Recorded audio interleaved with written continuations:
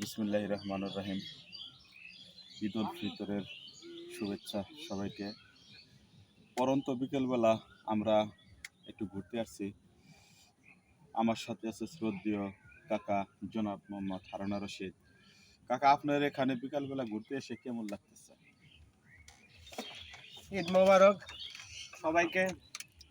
ঈদ উল ফিতরের দিনে বিকালবেলা ঘুরতে আসা খুব ভালো লাগে। আমরা প্রতি বছরে আসি, এবারও আসছি, খুব ভালো লাগতেছে।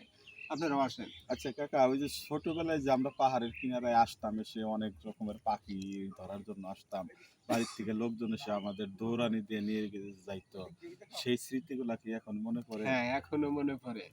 কারণ তখন আমরা ছিলাম ছোট, আমরা তো বুঝি নাই। কারণ আমরা সীমানা লঙ্ঘন করে ফেলছিলাম। ওটা যে আইন বিরোধী সেটা আমরা বুঝতাম না, এখন বুঝি।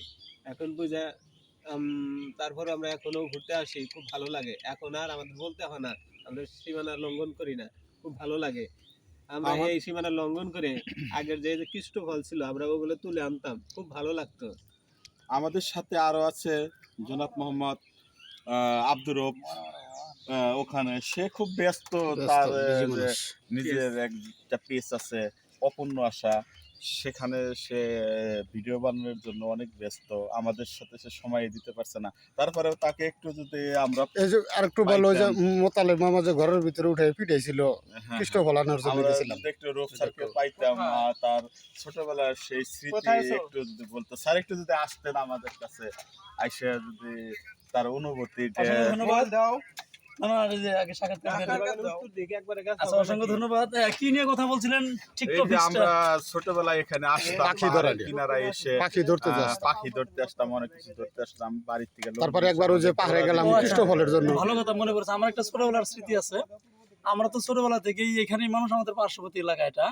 একবার তো ঈদের মধ্যে জাস্ট আমাদের জন্য 10 মিনিটের জন্য ওই যে হযরত শাহ কামাল রহমতুল্লাহ এর মাজারে গিয়েছিলাম। তখন কিন্তু 10 মিনিটের জন্য আমাদেরকে ওই পাহাড় ওঠার সুযোগ দিত।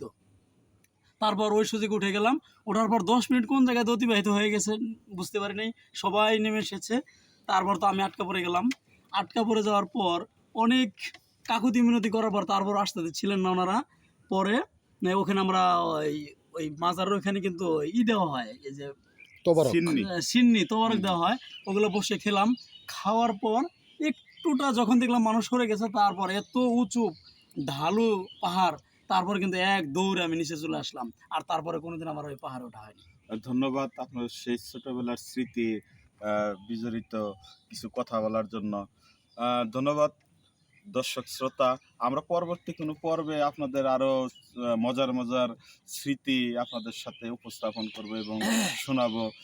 এই বলে আমরা আজকে এখানে শেষ করছি। আসসালামু আলাইকুম।